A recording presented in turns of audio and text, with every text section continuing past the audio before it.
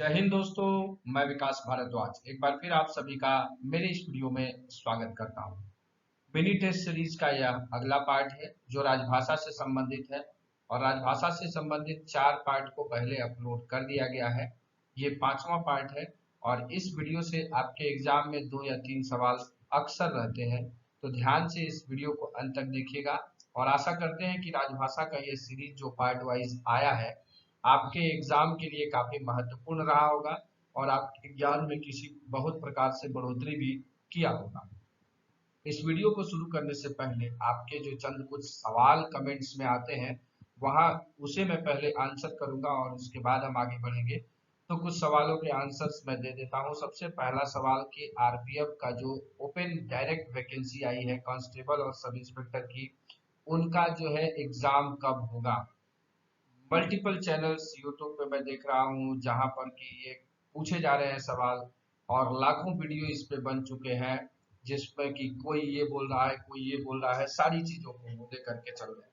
लेकिन सिंपल सा इस बात को ध्यान दीजिए कि जो एग्जाम का टेंटेटिव आरआरबी ने निकाला है, दिसंबर में आपको सब इंस्पेक्टर और जनवरी में आपको जो है कांस्टेबल का एग्जाम में भी, ये जो है संभावित है, टेंटेटिव डेट है और उसे ही मैं बताऊंगा।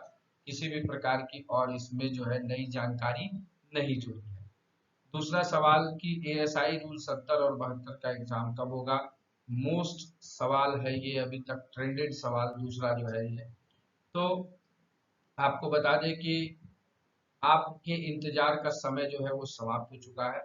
अब आप तैयार रहिए कि किसी भी समय तक, किसी भी समय मतलब बोले तो आपको नवंबर जो है मिड तक, मिड नवंबर तक ये दोनों एग्जाम आपको हो जाने हैं, एएसआई रूल 70 और एएसआई रूल 72। तो अब कितना समय बचा, गिना चुना 15 और इधर 12 दिन, मतलब 20-25 दिन जो बचे हैं। तो अपनी तैयारी को जो है स्पीड अप कर लीजिए और मैं भी अपनी तरफ से स्पीड अप हो जाऊंगा। और जो लाइव सेशन होना था उसे भी हम लाइव सेशन को भी जल्दी कंडक्ट करेंगे, जो मैराथन वीडियो आने वाला था। तीसरा सवाल कि रूल 70 इंस्पेक्टर के लिए एग्जाम कब होगा, आईपीएफ के लिए एग्जाम कब होगा। तो आप इसके लिए नवंबर फर्स्ट वीक में तैयार हो जाइए। नवंबर फर्स्ट वीक में आपका इंस्पेक्टर का एग्जाम संभावित है और हो जाएगा। तो ये 4 सवाल हमने यहाँ क्लियर किए। फिर एक 5वां सवाल आपका होगा कि आरपीएफ रूल 72 सब इंस्पेक्टर का एग्जाम कब होगा। तो दिसंबर महीने में ओपन वाली जो भर्ती है उसके साथ ही आपका रूल 72 सब इंस्पेक्टर का भी एग्जाम संभावित है।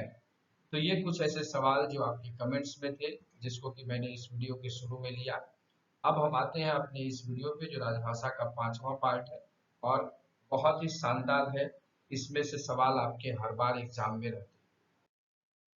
तो सबसे पहले जो हमारा टॉपिक रहेगा आज का, कमिटीज ऑन ऑफिशियल लैंग्वेज, राजभाषा से संबंधित जो समितियां हैं उससे जो सवाल बन सकते हैं उस पर हम आज चर्चा करेंगे। पहला सवाल है, who is the chairman of central Hindi समिति या हिंदी सेंट्रल हिंदी कमेटी। केंद्रीय हिंदी समिति के अध्यक्ष कौन है या कौन होते हैं। ये सवाल आपको रूल 70 रूल 72 दोनों में कंफर्म रखिए, आपको ये सवाल दिखेंगे और आंसर हो जाएगा आपको प्राइम मिनिस्टर। मैं आंसर के बीच में थोड़ा सा गैप रखूंगा ताकि आप इसको कमेंट भी कर लीजिएगा और अपने आंसर को चेक भी कर। दूसरा सवाल है, which ministry does the central Hindi committee comes under. केंद्रीय हिंदी समिति जो है वो किस मंत्रालय के अंतर्गत आती है, किस मिनिस्ट्री के अंतर्गत आती है। सही उत्तर हो जाएगा दोस्तों the ministry of home affairs, गृह मंत्रालय के अंतर्गत जो है ये आती है। तीसरा सवाल, after independence which ministry was initially entrusted with training central government staff in Hindi। स्वतंत्रता के बाद किस मंत्रालय को शुरू में केंद्रीय सरकारी कर्मचारियों को हिंदी में प्रशिक्षण देने का काम सौंपा गया था। सही उत्तर क्या हो जाएगा दोस्तों, सही होगा एजुकेशन मिनिस्ट्री। पहले जो है शिक्षा मंत्रालय को ये कार्यभार सौंपा गया था after independence. Which committee reviews the progress made in the propagation of Hindi in a particular ministry or department। कौन सी समिति किसी विशेष मंत्रालय या विभाग में हिंदी के प्रचार प्रसार में हुई प्रगति की समीक्षा करती है। कौन सी वो है समिति? तो इस समिति का नाम है हिंदी सलाहकार समिति। When was the Parliamentary Committee on Official Language constituted? संसदीय राजभाषा समिति का गठन कब किया गया था? सही उत्तर है दोस्तों जनवरी 1975। How many members are there in the Parliamentary Committee on Official Language? संसदीय राजभाषा समिति में कितने सदस्य होते हैं? सही उत्तर क्या होगा? टोटल जो है 30 मेंबर 30 मेंबर्स होते हैं। अगला 7वां सवाल है how many Lok Sabha members are there in the parliamentary committee on official. जो पार्लियामेंट्री कमेटी में 30 सदस्य हैं उसमें से कुछ सदस्य जो है लोकसभा से होते हैं और कुछ राज्यसभा से होते हैं। तो संसदीय राजभाषा समिति में कितने लोकसभा सदस्य होते हैं? सही उत्तर है दोस्तों 20 मेंबर लोकसभा से होते हैं। 8वां सवाल आपको how many Rajya Sabha members are there in the parliamentary committee on official language. संसदीय राजभाषा समिति में कितने राज्यसभा सदस्य होते हैं?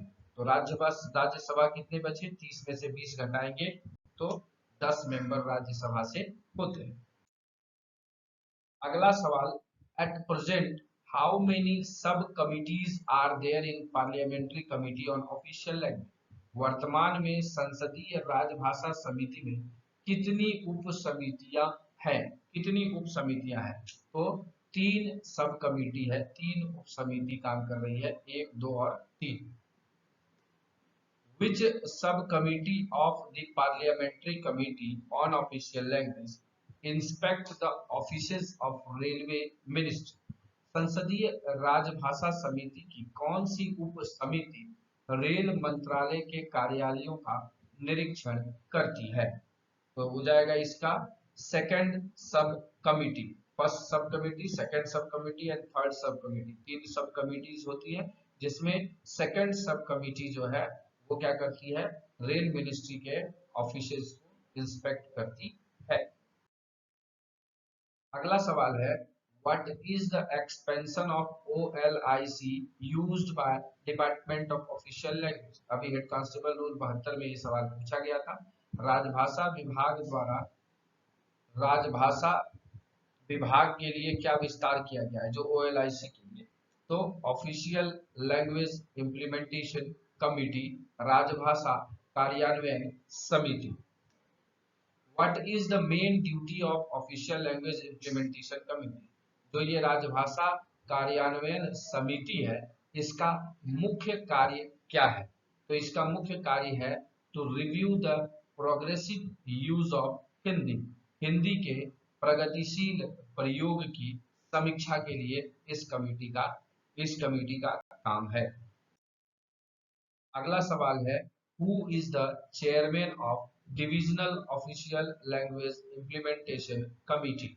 मंडल राजभाषा कार्यान्वयन समिति के अध्यक्ष कौन होते हैं?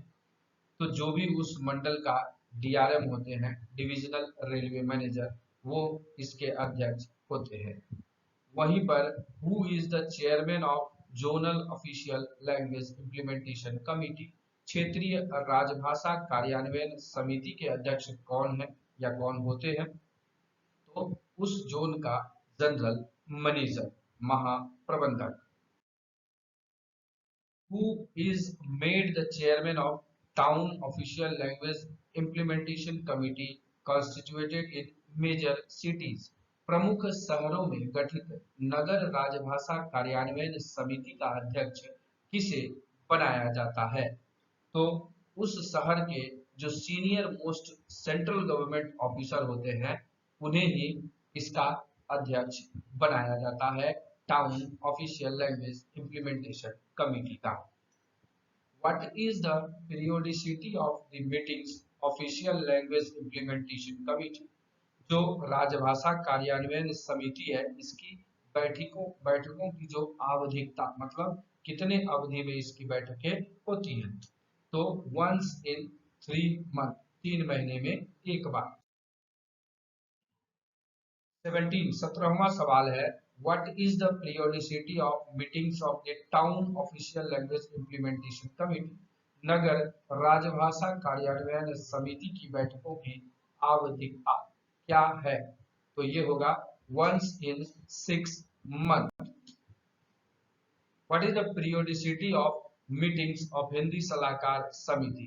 हिंदी सलाहकार समिति की बैठकों की आवधिकता क्या है? तो ये twice in a year. Who prepares the annual program on official language? राजभाषा पर वार्षिक कार्यक्रम कौन तैयार करता है? तो इसे तैयार करने का काम है मिनिस्ट्री ऑफ होम अफेयर्स का। 20वां सवाल है, what is the periodicity for reconstitution of official language implementation committees constituted at station oblique office? तो स्टेशन कार्यालयों में गठित राजभाषा कार्यान्वयन समितियों के पुनर्गठन की आवधिकता क्या है? तो ये once in 3 years हो जाएगा। अगला है, who is responsible for the violation of section 33 of official language rule 1963? राजभाषा नियम 1963 की धारा 33 के उल्लंघन के लिए कौन जिम्मेदार होता है? तो officers signing on such document, उस डॉक्यूमेंट पे साइन करने वाले ऑफिसर का क्या किया जाता है? लाइबल किया जाता है, रिस्पॉन्सिबल किया जाता है। आज के इस वीडियो का अभी अंतिम सवाल है, the questions paper of a departmental examination must be provided in which languages? विभागीय परीक्षा के प्रश्न पत्र किन भाषाओं में उपलब्ध कराए जाने चाहिए? तो इसका सही उत्तर है दोस्तों हिंदी, इंग्लिश या बाइलिंगुअल। समझ गए? हिंदी और इंग्लिश में या बाइलिंगुअल में होंगे।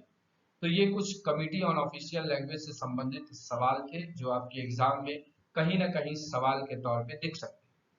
अगर किसी सवाल के आंसर में आपको कोई दिक्कत है तो कमेंट करिएगा ताकि हम उस पर फिर से विचार करके सही कर पाए। तो आशा करते हैं कि आपके लिए राजभाषा का यह सीरीज लाभदायक सिद्ध हुआ होगा और आपके ज्ञानवर्धन में कहीं ना कहीं बढ़ोतरी हुई होगी। तो इस प्रकार से राजभाषा की सीरीज का एक और पार्ट हम लेकर के आएंगे जिससे कि यह पूरा पार्ट कंप्लीट हो जाएगा और राजभाषा से संबंधित जो भी सवाल आपके एग्जाम में पूछे जाते हैं उसे आप आसानी से हल कर पाएंगे। वीडियो खत्म होने से पहले अगर आपने अभी तक मॉक टेस्ट में इनरोल नहीं किया है तो आप मॉक टेस्ट में इनरोल कर ले। वहां पर बीएनएस की सीरीज को कंप्लीट कर दिया गया है, बीएसए की सीरीज को भी कंप्लीट कर दिया गया है और जल्द ही बीएनएसएस पर हो जाने वाले संभावित सवालों को भी वहां पर अपलोड कर दिया जाएगा। तो इसी संदेश के साथ कि आप अपनी तैयारी में व्यस्त हैं, जिंदगी में मस्त हैं, इस वीडियो को देखने के लिए आप सभी का दिल से धन्यवाद।